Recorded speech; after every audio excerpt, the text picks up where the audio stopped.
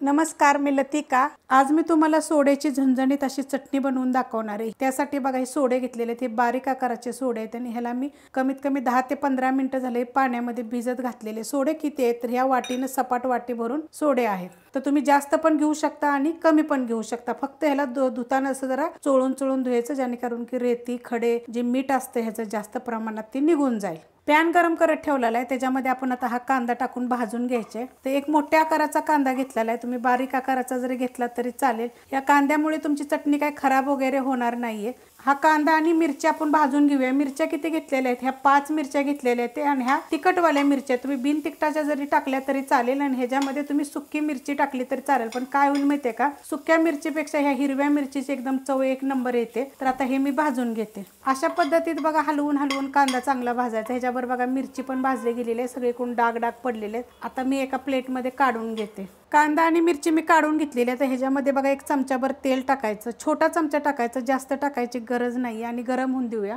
सोडे बघा चोळून स्वच्छ धुवून घेतलेले आहेत ते आणि मी पाणी नितळायला ठेवलेलं आहे। तेल गरम झालेलं आहे, त्याच्यामध्ये आता हे आपले सोडे टाकून घ्यायचे। त्यात थोडं तरी असं पाणी राहिलेलं असतं, एकदम पण असे सुके काय होणार नाही आहेत ते, कारण की आपण ह्याला भिजत घातले होते। तर भिजत घाला चांगले, म्हणजे त्याची खर वगैरे सगळे निघून जाईल।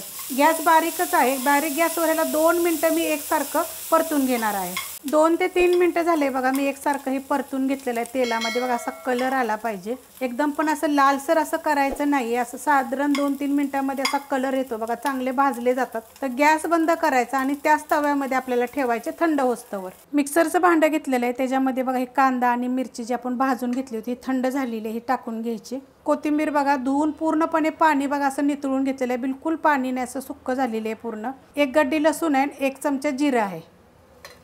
आता ह्याच्यामध्ये बघा हे सोडे टाकायचे। सोडे मी त्यातच ठेवले होते बघा, कलर किती मस्त असा आलेला आहे। हे सगळे सोडे टाकायचे आपण ह्याच्यामध्ये। सोडे टाकून घेतलेले आहेत, त्याला मीठ असतं हे लक्षात ठेवा आणि त्याच्याप्रमाणे चवीपुरतं मीठ टाकायचे। 1 चमचा बघा धने पावडर, कारण आपण जिरं टाकलेलं आहे त्यामुळे धने पावडर टाका। आणि 1 चमचा मिरची पावडर आहे, तिखटवाली आहे। अर्धा चमचा गरम मसाला पावडर। आता हा आपल्याला सगळ्या मिक्सरला आबडधोबड करून घ्यायचे। बारीक करून घेतलेलं आहे बघा, एकदम बारीक करायचे नाहीत आपल्याला, असे मोठे मोठे ठेवायचे म्हणजे दरदर आहे। तर तुम्हाला मी दाखवते कशा पद्धतीमध्ये। बघा एक प्लेट घेतली, प्लेटमध्ये आपण एक काढूया। तर बघा अशा पद्धतीमध्ये, जास्त मोठं नाही जास्त पण बारीक नाही। आणि हे भिजत घातले होते ना, कमीत कमी 15 ते 20 मिनिटं मी भिजत घातले, चांगले भिजले जातात आणि तेलामध्ये आपल्याला चांगले भाजून घ्यायचे, जेणेकरून ह्याचा कच्चापणा आणि वास येणार नाही। तर अशा पद्धतीमध्ये होतात। आता जर तुम्हाला पाहिजे तर हे जे आपण जे बनवलेली आहे ना ही चटणी एकदम झणझणीत, तुम्ही थोडीशी तेलाची धार टाकून सुद्धा ही परतू शकता। तर आता मी काय परतणार नाही, मी असंच आम्हाला खायला आवडतं। जर तुम्हाला पाहिजे असेल अजून जास्त दिवस टिकवायचे असेल तर तुम्ही ही परतून पण घेऊ शकता। जर रेसिपी आवडली तर लाईक करा, सबस्क्राईब करा, कमेंट करा आणि शेअर बी करा।